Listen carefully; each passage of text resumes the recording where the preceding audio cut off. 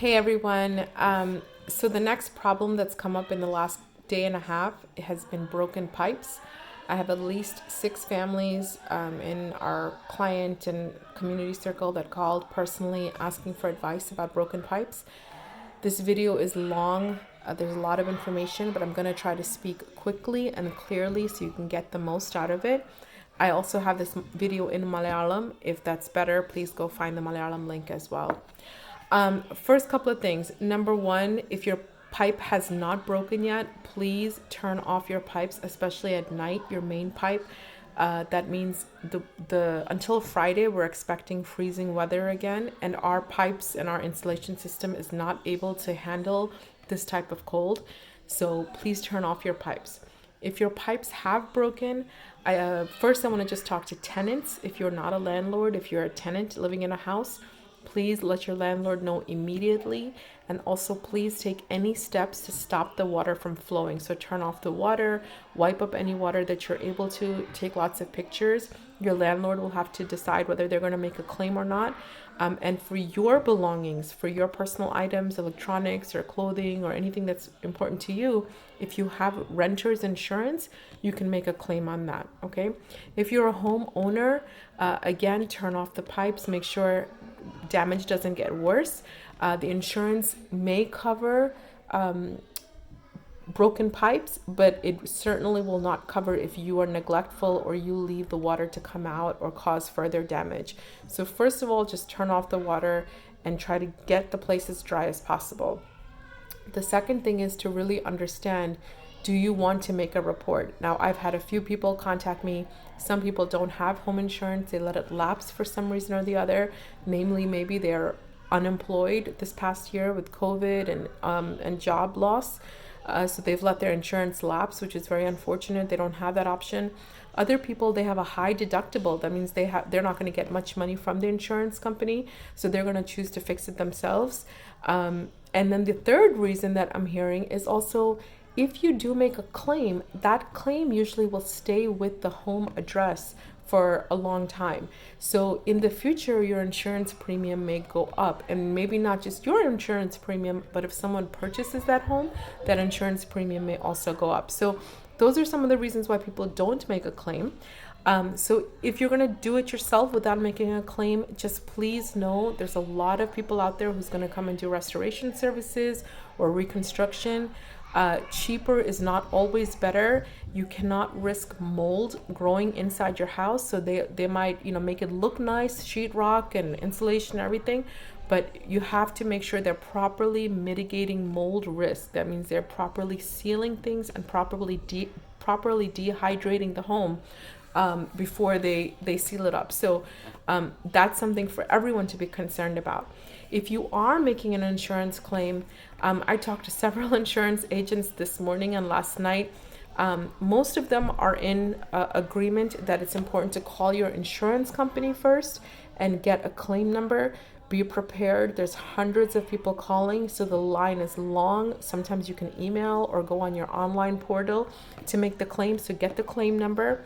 You also need to call a water restoration company. Again, some independent contractors will do this. I'm not saying, one is perfect and one's not perfect, but a water restoration company will come and make sure your home gets, all the water is removed and the mold risk is reduced. And that cleaning up and drying up process is considered an emergency action. And you have to prove you did that in order for some of the insurance companies to pay off, right? So one thing one insurance company person did tell me is, Bincy, you may not want to say it's a frozen pipe. You just want to say it's a broken pipe or water damage, and let the insurance company do the investigation if they have, because some insurance policies will not cover frozen pipes if they believe there might have been neglect. So you have to talk to your insurance provider and find out, does your insurance policy cover frozen pipes or this kind of damage? So that's also something to keep in consideration. You want to get on the schedule of the the insurance adjuster and you want to get on the schedule of the water restoration company. So these are both important. The third important person is the plumber. Insurance companies cover damage if they do, but they do not cover the repair. So some restoration companies have their own plumber that they'll pay for and the plumber will come. Other people will just have to find their own plumber.